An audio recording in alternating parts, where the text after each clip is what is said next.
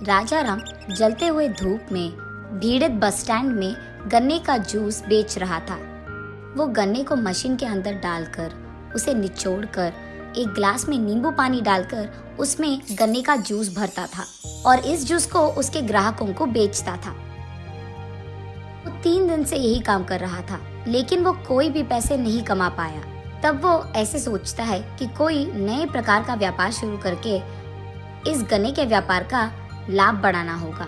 ऐसे सोचते सोचते उसे एक उपाय सूझता है। राजा राम अपने आप में ऐसे सोचता है, इस गर्मी में अगर किसी को गन्ने का जूस पीना भी है तो उनके अपने कामों के बिजी में नहीं पी पाते हैं, और कुछ लोग बस छूट जाने की टेंशन में बस उतरकर पीने नहीं आते हैं। कोल्ड ड्रिंक और लस्सी जैसे बेचा जाता है, वैसे ही अगर गन्ने का जूस भी उनके पास पहुंचाया जाए तो मेरा व्यापार शायद अच्छा चलेगा। ये सोचकर वो तुरंत कुछ प्लास्टिक कवर्स में गन्ने का जूस डालकर उन्हें पैक करके उन्हें एक प्लेट में डालकर बेचने जाता है। बस स्टैंड में सारे बसों के पास जाकर, गन्ने का जूस बाबू, गन्ने का जूस, ताज़ा ताज़ा जूस, बिना कोई मिलावट के एकदम घर से बना हुआ जूस, अलग प्रकार के कोल्ड ड्रिंक्स के बदले में ये ताज़ा ताज़ा गन्ने का जूस पियो बाबू, ऐसे उनको बेचने लगता है। कुछ ही देर में सारे गन्ने के जूस के पैकेट बिक जाते हैं। तब उसकी बीवी वहाँ आकर, सुनिए, खाने का टाइम हो गया है, मैं कैरेज लाई हूँ, पहले आप खाना खा लो फिर काम शुरू कर लेना। नहीं नहीं, रुको रुको, तुम वहीं बैठो, मैं अभी आता हूँ। ये कहकर वहाँ से चले जाकर वो उसके प्लेट में मौजूद सारे गन्ने के जूस के पैकेट को बेच देता है। फिर से गन्ने की जूस बनाने के लिए गन्ने को निचोड़ने जाता है कि सुजाता वहाँ आकर गुस्से में, क्या कर रहे हो आप, पागल हो गए हो क्या, या फिर एक ही दिन में आपको सारा गन्ना बेचना है? खाए बिना पिए बिना ये सब क्या कर रहे हो आप, पहले आप इधर आइए, खाना खा लीजिए, ऐसे वो गुस्से में कहती है। तब राजा राम जल्दबाजी में वहाँ नीचे बैठकर खाना खा लेता है। उसके बाद तुरंत वो गन्ने के जूस बनाने मशीन के पास जाकर उन्हें निचोड़ने लगता है। उसके बाद जूस बनाकर उनको वापस उसी जल्दबाजी में बेचने जाता है। न जाने क्या काम करते हैं ये, जो खाया वो भी ठीक से नहीं खाया उन्होंने। मैंने तो अब तक सिर्फ गन्ने के जूस को बेचने वालों को एक ही जगह पर ठाने हुए देखा है, ये तो हर जगह जाकर गन्ने का जूस बेच रहे हैं, ऐसे सोचती है। ये सब दूर से देख रही एक बूढ़ी औरत सुजाता के पास आकर ऐसे कहती है, एक ग्लास गन्ने का जूस दो बेटी। तब सुजाता एक ग्लास ठंडा गन्ने का जूस देती है। वो जूस पीते हुए बूढ़ी औरत ऐसे कहती है, क्या बेटी, तुम दोनों व्यापार में नए हो क्या? हाँ जी, आपको कैसे पता, हम तो बहुत नए हैं इसमें। मेहनत से काम करोगे ना, सब कुछ आसान बन जाएगा बेटी, ऐसे कहती है बूढ़ी औरत।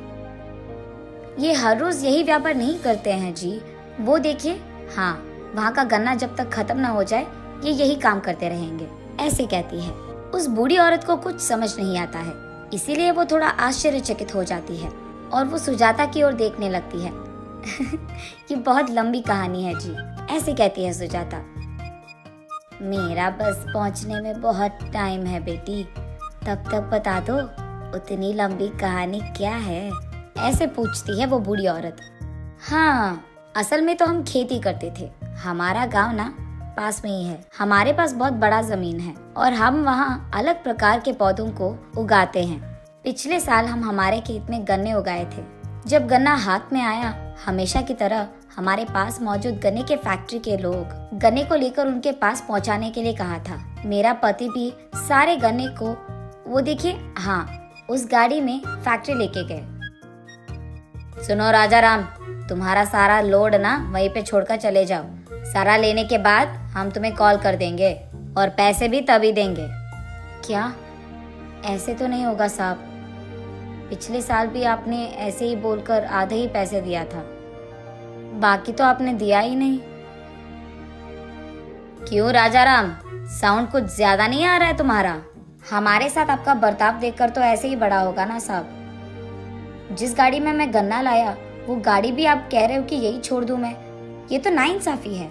यहाँ जितने दिन आप गाड़ी को रख रहे हो उतने दिन उस गाड़ी का किराया आप दोगे क्या, ऐसे पूछता है। निकल जाओ तुम, अगर इतना ही मुश्किल है तो अपना गाड़ी लेकर चले जाओ। इस साल भी आधे ही पैसे दूंगा मैं, तुम्हें जो करना है कर लो, निकला। तब राजा राम भी बहुत क्रोधित होता है। आधे ही पैसों में तुम्हें ये गन्ना बेचना मुझे भी नहीं पसंद है, और जब तक तुम लोड यहाँ पे उतरवा ना दो तब तक गाड़ी यहाँ रखने की कोई जरूरत भी नहीं है मुझे। ये कहकर वो गाड़ी लेकर चले जाने ही वाला था कि तुम ये गाड़ी लेकर यहाँ से 200 किलोमीटर भी गए ना तो ये गन्ना तुमसे कोई भी नहीं लेगा। इसको तुम कहीं भी नहीं बेच पाओगे। यहाँ तो तुम्हें कम से कम आधा दाम मिल रहा है। ये कहकर वो आदमी हंसने लगता है। इससे पहले कि ये गन्ना खराब हो जाए, इस हफ्ते के अंदर ही इस सारे गन्ने को मैं बेच दूंगा, और वो भी 50 किलोमीटर के अंदर। ऐसे कहता है राजा राम। क्या इतना गन्ना को तुम अकेले बेचोगे? मजाक लग रहा है क्या? एक किसान के मेहनत पे हंसने वाले तुम जैसे लोगों से मैं क्यों तमाशा करूंगा? अब मैं करके ही दिखाऊंगा, देखते रहना। ये सुनकर क्रोधित दुकान वाला ऐसे कहता है, तो फिर ये भी सुन लो, अगर तुम 50 किलोमीटर के अंदर इस सारे गन्ने को बेच पाए तो जितना पैसे तुम्हें मिलते हैं उसका दुगना मैं तुम्हें दूंगा। ऐसे वो गन्ने के फैक्ट्री का मालिक सबके सामने वचन देता है। ठीक है, फिर दुगना दाम देने के लिए तैयार हो जाओ। ये कहकर गन्ने का लोड लेकर राजा राम वहां से चले जाता है। उसके जाने के बाद वो मालिक सबके साथ हंसते हुए ऐसे कहता है देखो उसका घमंड, हफ्ते के अंदर ही मेरे पैरों पे गिर जाएगा और बोलेगा कि यहाँ गन्ना कोई नहीं खरीद रहा है, कम से कम आधा तो दाम दे दो। सुजाता ये सब उस बूढ़ी औरत को बोलकर, तो ये थी वो लंबी कहानी।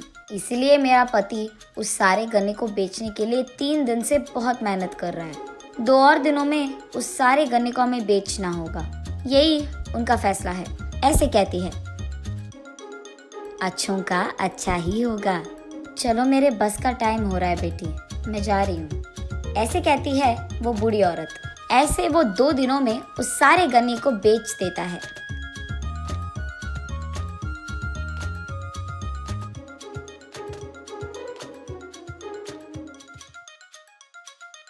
खाली गाड़ी लेकर वो उस गन्ने के फैक्ट्री के मालिक के पास जाता है। देखा आपने, सारा गन्ना मैंने हफ्ते के अंदर 50 किलोमीटर के अंदर बेच दिया। इस सब को बेचकर ये लो, इतने पैसे कमाए हैं मैंने। इसका दुगना दाम आपको देना ही पड़ेगा, और वो भी जल्दी। ये सब देखकर वो मालिक दंग रह गया। उसे डर था कि ये सब सच हो गया, इसीलिए वो ऐसे कहता है, सबूत कहाँ है कि ये सब तुमने ही बेचा है, और वो भी 50 किलोमीटर के अंदर? शायद पूरा गन्ना कहीं तुमने छुपा लिया हो, किसको पता? ऐसे कहता है। तब वहाँ पे मौजूद किसान, नहीं साहब, वो बस स्टैंड पे दिन रात मेहनत करके बेच रहा था, हमने देखा है। ऐसे कहते हैं। तब वो कुछ नहीं कर पाता है, इसीलिए हाँ ठीक है, अभी तुम्हारा किस्मत अच्छा है, तुम्हारे पैसों का दुगना दाम मैं दूंगा, ठीक है? ऐसे कहता है।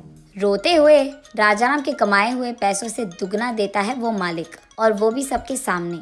तब राजाराम को ऐसे लगता है कि उस मालिक को किसानों का पावर दिखाना है। तब वो कहता है, आपका जमीन मैं खरीद लूंगा, दे दो मुझे, अभी के अभी पैसे भी दे दूंगा। तब वो उसके पास मौजूद पैसों से वहाँ पे मौजूद सारे किसानों का खेत खरीद लेता है। तब कुछ ना कर पाने के कारण फैक्ट्री का मालिक वहाँ बैठ जाता है। राजाराम पूरा गन्ना लेकर पास में मौजूद शहर जाकर हर एक चौरस्ते में एक गन्ने के जूस का डिब्बा लगाकर वहाँ पे लोगों को नौकरी पे भी लगाकर गन्ने के जूस को पैकेटों में बेचता था। बहुत ही जल्द वो बहुत सारा लाभ बनाता है। ऐसे उसने साबित कर दिया था कि अगर एक किसान को कुछ करना है तो वो करके दिखाएगा, और ये भी सबक सिखाता है कि किसानों को कभी नीचा नहीं देखते।